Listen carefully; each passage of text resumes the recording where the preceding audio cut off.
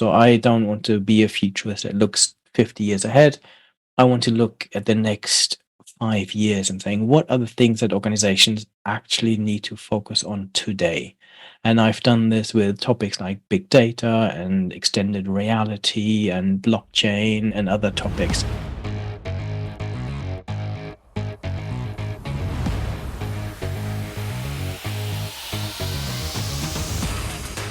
Good morning, good afternoon, or good evening, depending on where you're listening. Welcome to AI in the Future of Work, episode 293.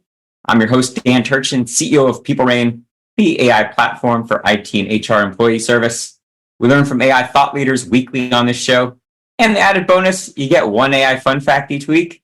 Today's fun fact: Dr. Peter Bentley writes in the BBC's Science Focus Online about how AI finally won its war on CAPTCHA images.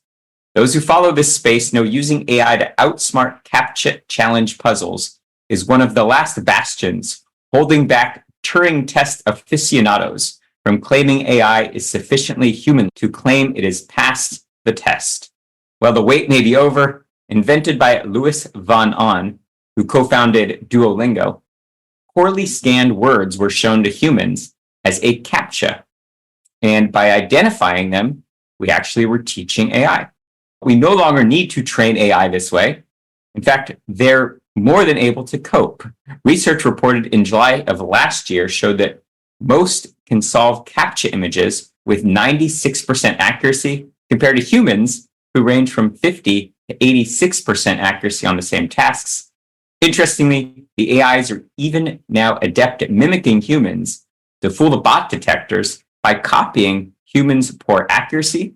For example, mouse movements as we figure out which boxes to click. A little bit of commentary from me. A better question to ask is, why is training bots to trick humans into believing they're human a source of fascination at all?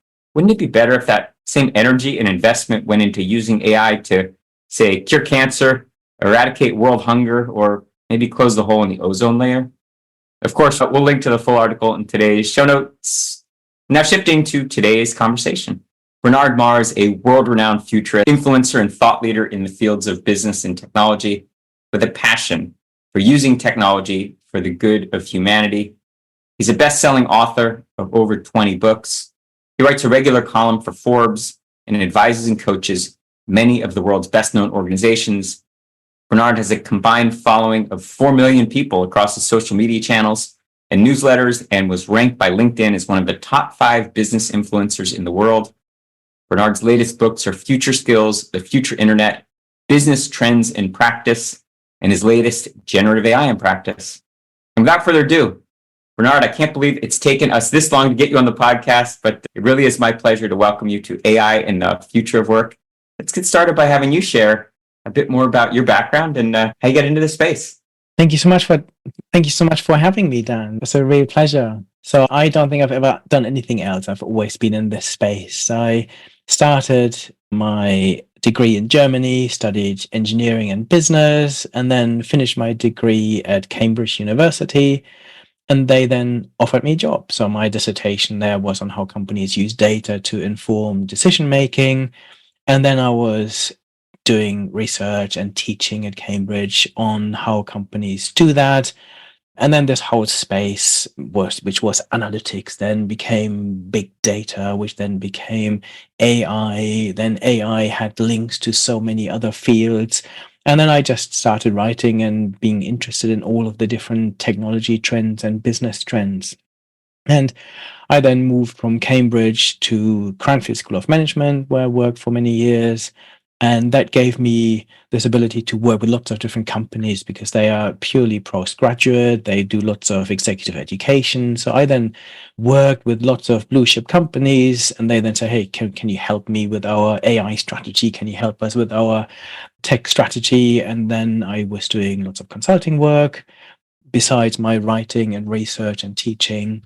And then at some point I thought, actually, I don't need the distraction of writing academic articles and doing research. I can just do what I love doing, which is writing books that people actually read and are interested in, and content that is more mainstream, and focus on helping businesses understand future trends and how to get ready for them.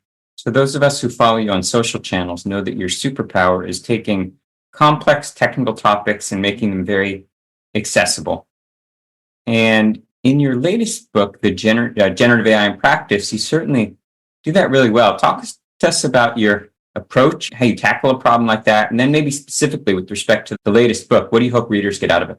Yeah, yes, thank you for calling it out as a superpower. I think more humbly, I need to break things down in a really simple way to understand it myself, and this then makes it easier for me to hopefully explain it to others. I have written this, so this book is book number 23. I have always tried to pick up the key trends that organizations need to be aware of. So I don't want to be a futurist that looks 50 years ahead.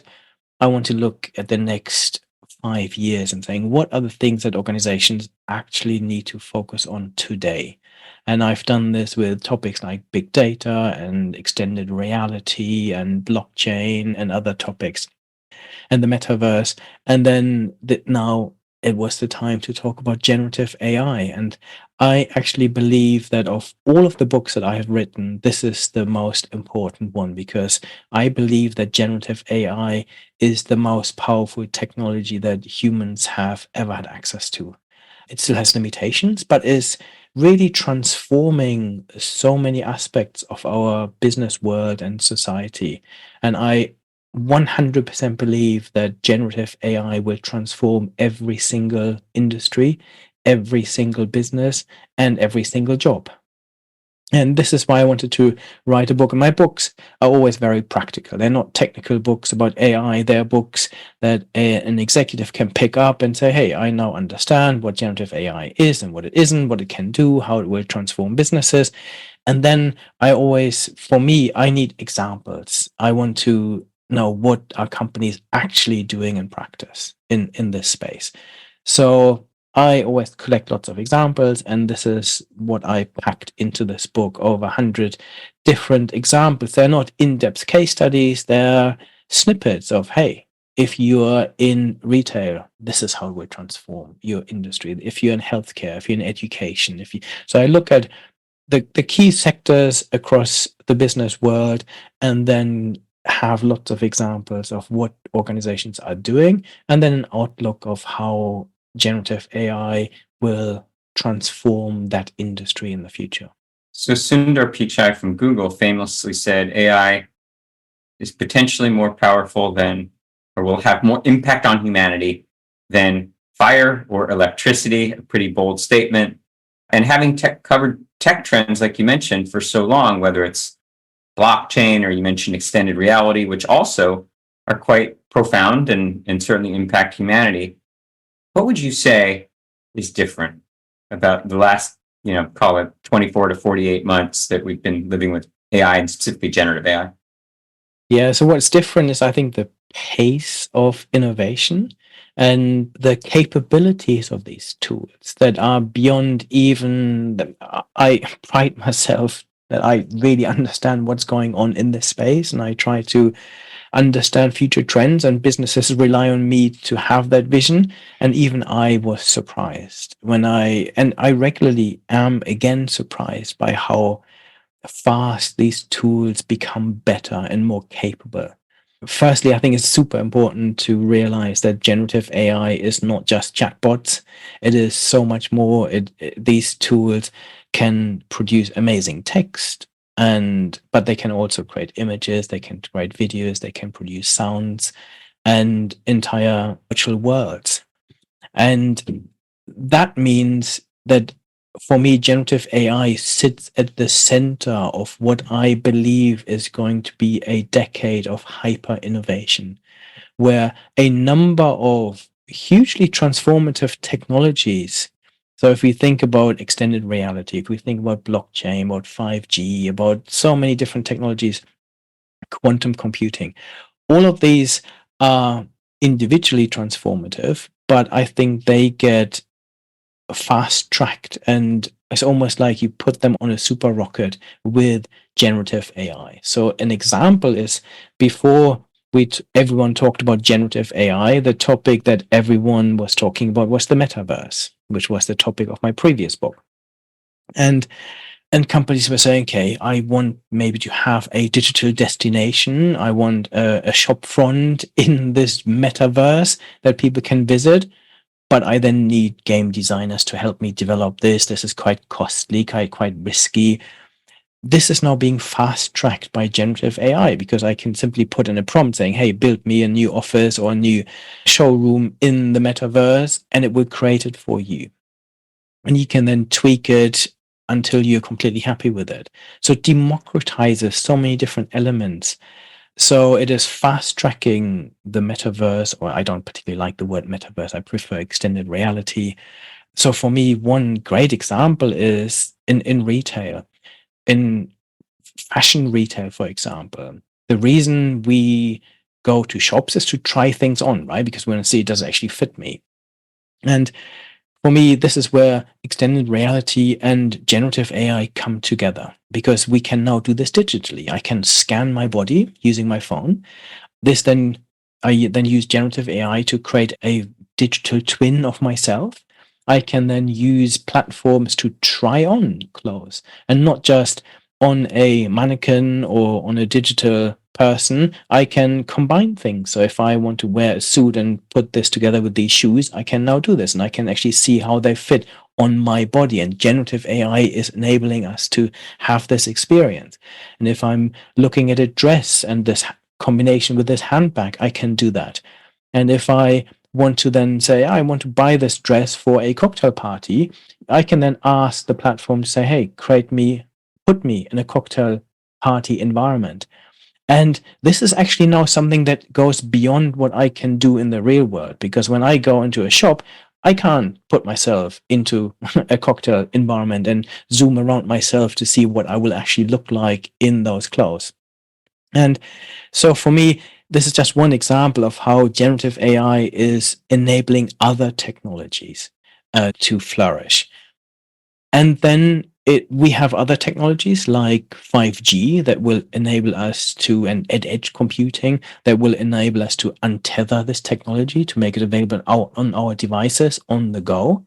And then we have things like quantum computing that have the promise of accelerating the power of these models beyond anything we have available today. So this whole innovation ecosystem that we have will influence each other, enhance each other. And for me, generative AI sits right in the middle of that. Greg Brockman, who's the president of OpenAI, was interviewed and he said something that surprised me. It always sticks out in my mind.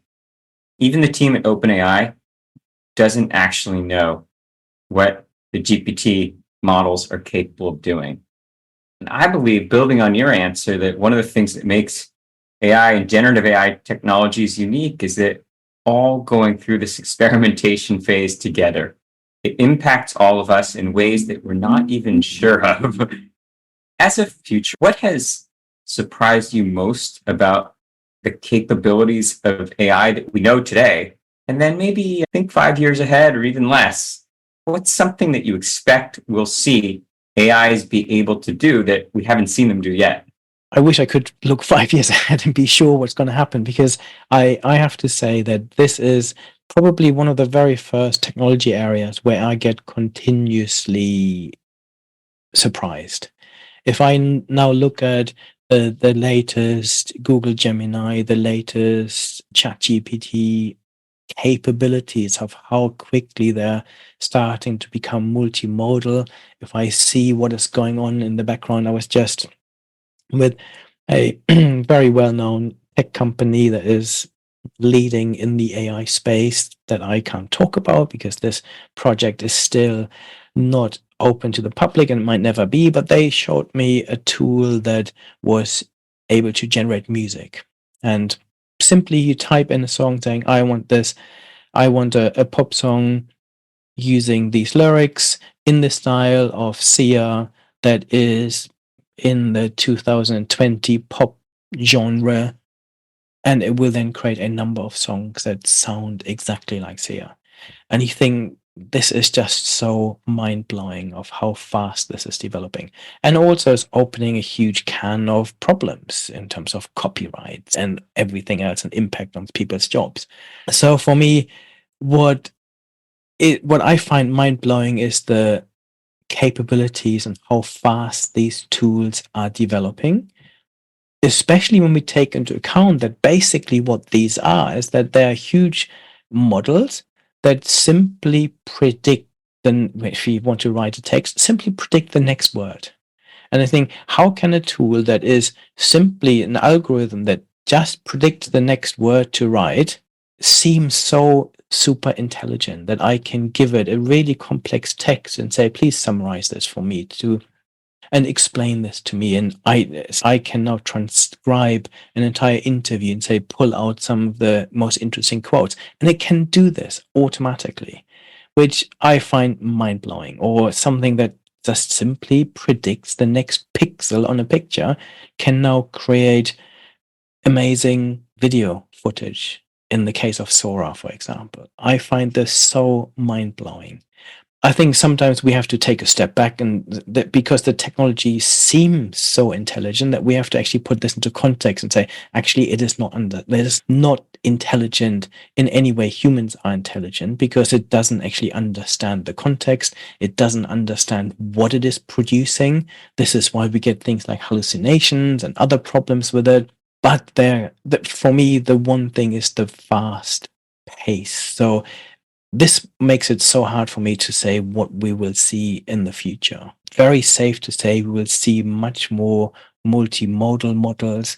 And I believe that at some point we'll all have this genie available to us that is personalized to us. So in my book, I talk about the fact that sometimes when I look at Gen AI, I abbreviate it to Gen AI. It almost reads like genie.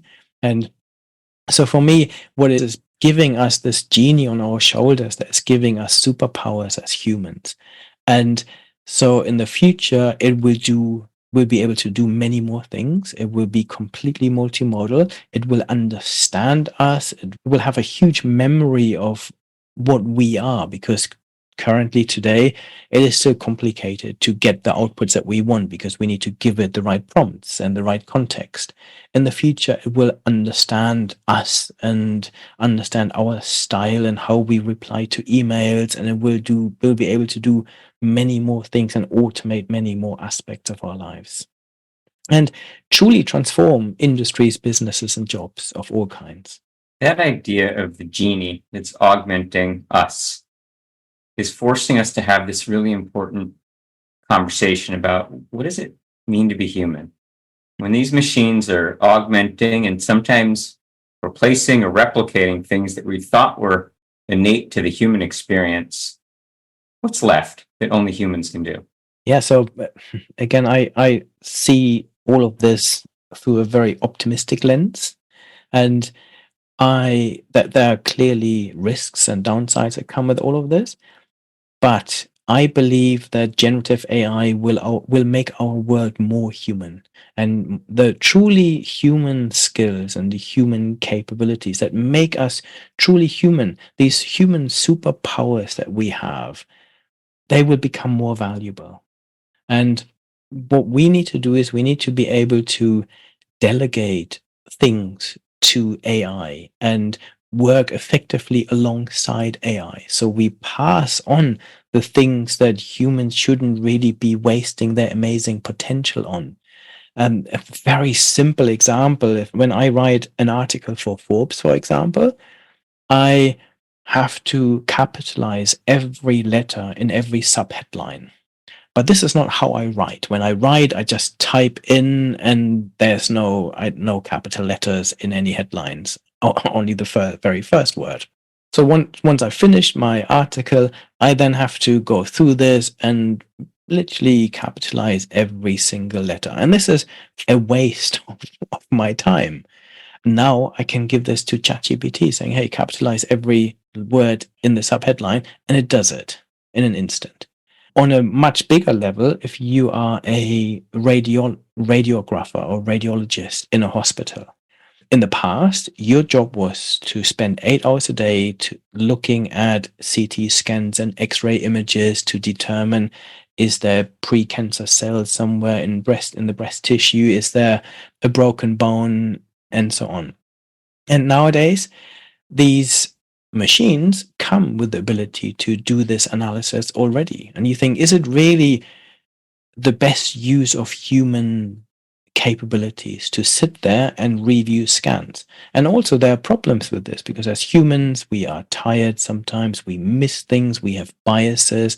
So if someone has a full body CT scan and you say, okay, I need to check whether their vertebra in their back is broken or not, our human bias will be to look only for the break, but the CT scan might have picked up lots of other secondary or tertiary diagnoses.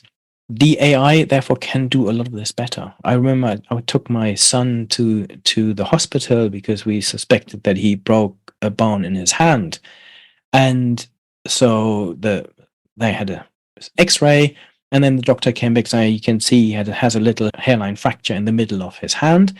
But the AI is also suggesting that he broke part of his finger as well.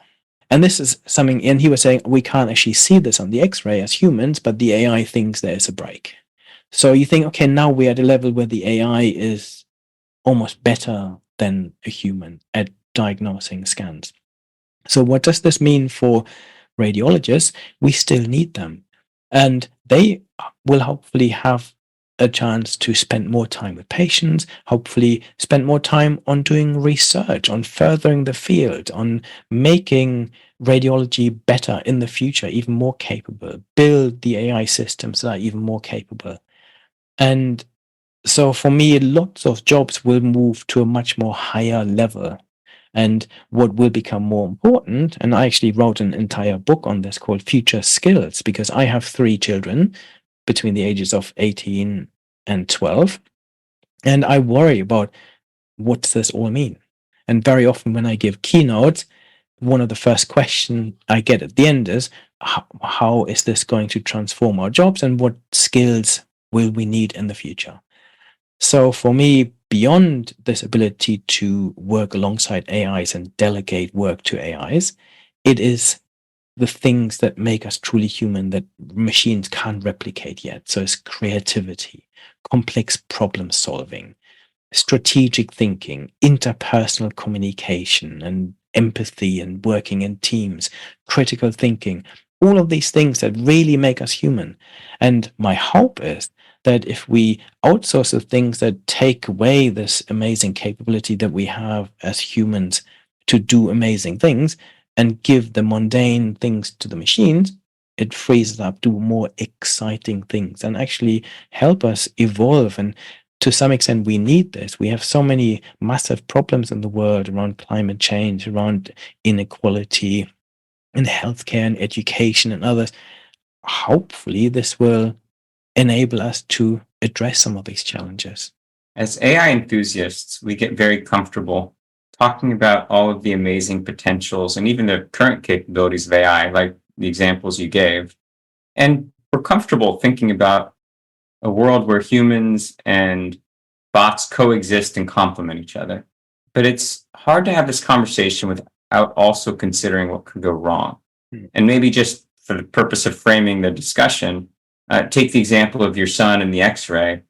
If instead, the AI had said, it looks, your son also needs his spleen removed, or, I don't know what, but some false positive that leads to an unnecessary surgery, for example, or, your son's medical history gets shared, inadvertently on the internet, and, someone ends up buying his, and there are a lot of things that go into that conversation about what could go wrong. What concerns you most about if the capabilities of AI are left kind of unchecked? What should we be concerned about? Yeah, there are many things. And I have an entire chapter in my book on risks and challenges around generative AI. There are some low-level risks around biases because they're trained on lots of data and they create biased outcomes, and we still faced with challenges. If we look at if you ask the very first version of ChatGPT to give me examples of jobs for that women would do, you would get secretary and other jobs that are very gender stereotypical and don't reflect the world today. Nowadays, this is so much better. We recently had the example of Google creating images because they've now trained their AIs to be so politically correct and so unbiased. If you ask the AI to create images of Vikings, suddenly you get a representation of Vikings that look Chinese, that look Native American, that look black, and you think, hey, this is now historically wrong. So we need to still have some issues, but I'm 100% sure we will address those. Hallucinations, another issue that we can sort at the moment, especially by running two generative AI systems in parallel where one checks the other. Privacy, I think, is one that you touched on that I have concerns about because we share a lot of information with these systems. Where's this information going? Is this feeding into the system? So we need to be careful about this. But these are all lower level things that hopefully regulation and better models will sort. The bigger challenges I have around bigger risks I see are around job augmentation. So we will see some jobs disappear, we'll see some new jobs created, but the vast majority of jobs will be augmented. And I am not sure we as society are ready for this shift yet.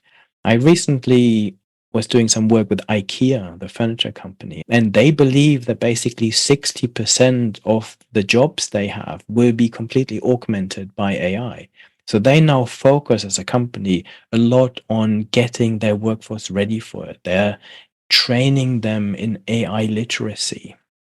And that is for me a great example. The vast majority of companies are not doing that. And I'm not sure that the vast majority of people are quite ready for this shift and are maybe willing to relearn. Because if I have now spent 5 years at university learning how to become a radiologist and then realize, okay, everything I learned or a lot of this is not, I don't need this anymore. I need to change what I will do in the future. That has real challenges. And then there are big issues around security risks and especially weaponizing AI. So AI can now be used in autonomous weapons. It can be used in security attacks. If people think that they have seen realistic phishing attacks, this is nothing that we will see over the next few years where generative AI can completely customize and personalize these to create super realistic emails that will tempt people to click on things and share their passwords. And following along this trajectory, misinformation and disinformation, I have serious concerns about. I don't think as a society we are ready for the capabilities of these systems to create videos of presidents and politicians saying things that they would never say, that then in an increasingly polarized world, people are very happy to share in their social echo chambers. So this whole issue around deep fake, again, we need education around this. We need systems that detect these. We need watermarking, but none of this is working at the moment properly. And I have issues and I see risks around potential concentration of power as well. Be this state power where we have countries like the US and China competing on who's going to be the leader in AI. We've got companies trying to compete with each other. And that's a real risk that we will see concentration of power, which is never good for the world. So many risks. I don't think any of these cannot be managed, but we need to start sorting them out and addressing them. And we're seeing things like new regulations coming in, which are very promising. So building on that, that's a great articulation of the potential risks. Let's say you got a call tomorrow from the EU AI Commission, and they said, "Hey, Bernard, we like how you talk about the upside, but also some of the risks. How should we in the EU regulate AI?" What would you answer? Yeah, so I actually feel that the European Union is getting this right at the moment because they have just created the AI Act in the European Union. And the UK is also saying that it will follow the EU AI Act, and the UK and the US have just signed a collaboration agreement on AI risks. So a lot of things are happening. And what I like about the EU AI Act is that it categorizes AI applications based on the risk level. So they say, okay, if you're using AI in as part of your Geolingo system to create new conversations that are more specific to your needs, great, do that. Happy days. If you are using AI for things that it deems unacceptable risks, like it bans things like technology that threatens individual safety or individual rights, which includes things like the manipulation of data, especially vulnerable groups like children, where it says if you now have a children's toy that is voice activated, this is potentially really harmful because we don't know where this data is going, what conversations you have with it. And these high risk items will be regulated much more stringently. It doesn't allow social scoring systems, for example, that categorize anyone based on their behavior or socioeconomic status, or it doesn't allow any biometric identification of people, things like real time facial recognition. And for me, it feels like they seem to be getting it right. They're saying, we don't want to stifle innovation. We want people to use AI as much as possible, build competencies in it. But if there's some risks involved in this, we need to look at this. And we don't allow certain things to happen.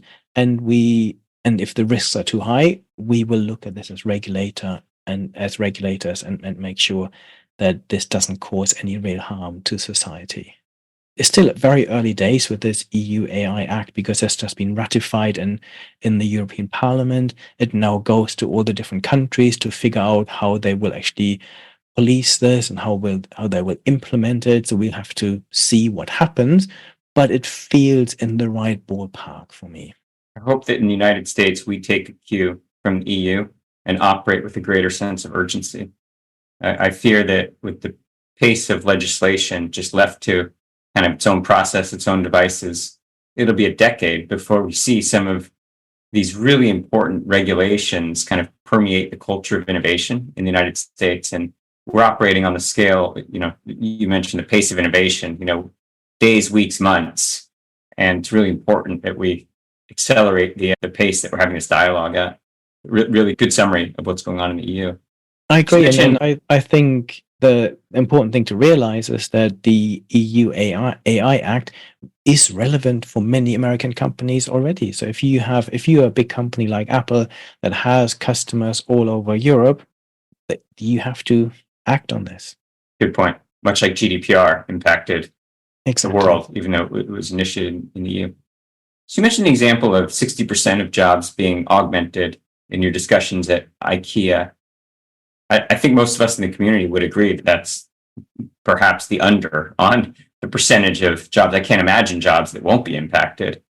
And yet, a lot of the hand wringing is about job elimination, not job augmentation. What's your sense of, call it, in the next 5 years, will AI be a net creator of new jobs, or will it eliminate more jobs just in a short time horizon? Yeah, really good. And I made the point that AI will replace some jobs, it will create new ones. The vast majority of jobs will be augmented. Believe that in the long run, it will create more jobs. That's my hope, at least. But I'm not 100% sure. But we've been through so many technological changes with all the different industrial revolutions.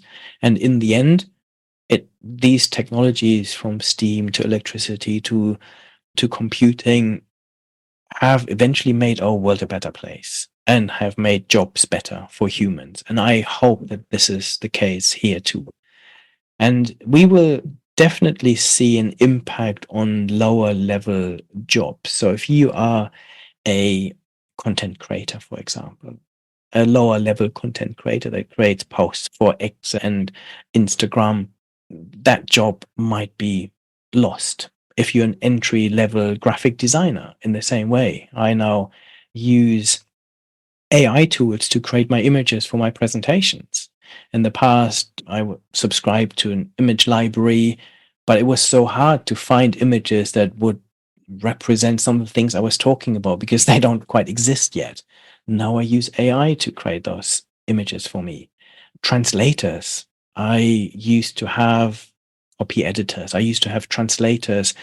Nowadays, I use an AI tool to translate my articles. So I'm originally from Germany. I write some German content, but more naturally, I write in English. I think in English now.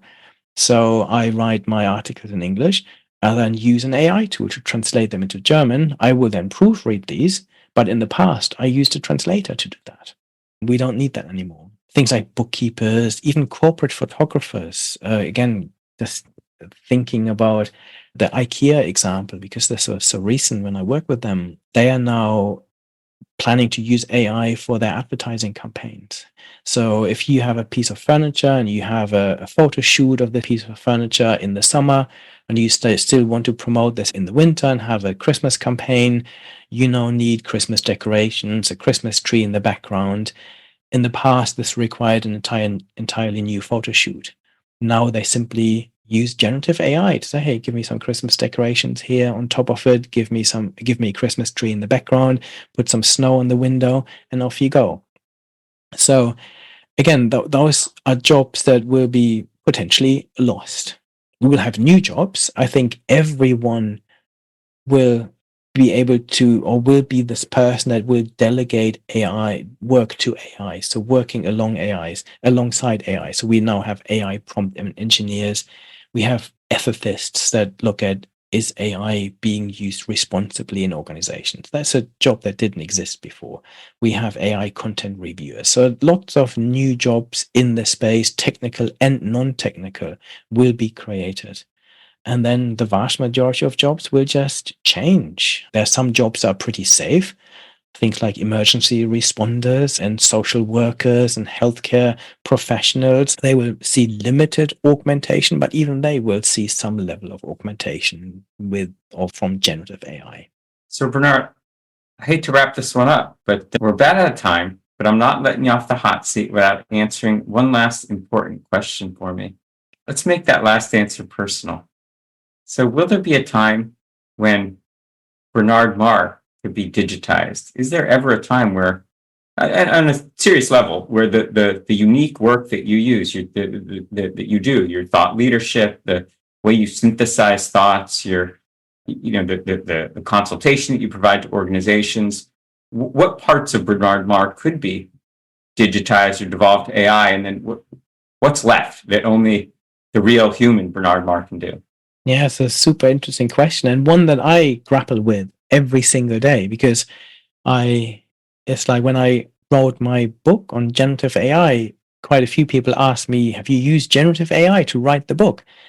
And I haven't. And I made a very conscious decision that I didn't want to do this, because what I think is my competitive advantage that I bring to this world is my unique voice and the ability to explain things in really simple terms. But I don't think that this will be my competitive edge forever, because at some point, if we have an AI that can really understand how I write, so it has this personalized memory in it, I think AIs will be able to write content very similar, if not exactly like me or even better than me. At the moment, for example, tomorrow I will spend a day in a film studio recording YouTube videos because my AI is not quite as realistic, and we've got this uncanny valley where the people don't quite buy the AI, and the emotions in it are not quite as good. Will this be the case in 5 years' time? I don't know. However, I think what slightly more longer term, what I can bring to companies is understanding their context, working with their leadership team and their board in an interpersonal manner where they trust me, where I can understand the bigger picture and the implications of decisions across so many parts of their organization. And these are all things that AI currently can't do. And I believe we're quite far away from that. So I hope that this is where things are going, but I might be surprised. You never know. I'll tell you what, Bernard, we'll have you back and we'll see how we're doing.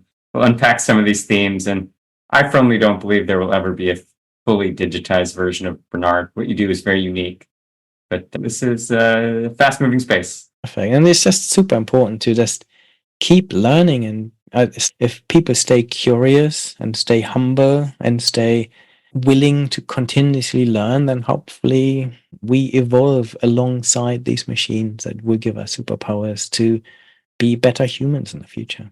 It's been so interesting. Thanks for coming by and hanging out. I'm glad we finally made this work. Thank you so much for having me. I really enjoyed this. Thank you, Dan. And Bernard, where can our audience learn more about you and follow you on your channels?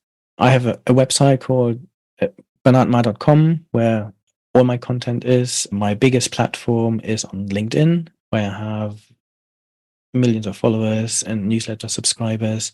But if you go to my website, you can subscribe to my weekly newsletter in which I share all my content. So every Forbes article I write, every article, every video I publish, everything goes into that. That is probably the best way. And as you would expect, I'm pretty much on all the social platforms, on X, on Instagram, on YouTube. So you can follow me there individually.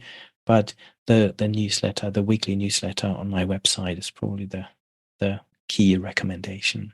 Great work, Bernard. And we'll keep following you and learning from you. And thank you for doing what you do. Thank you so much. Thank you. That is all the time we have for this week on AI and the future of work. As always, I'm your host, Dan Turchin from PeopleRain. And of course, we're back next week with another fascinating guest.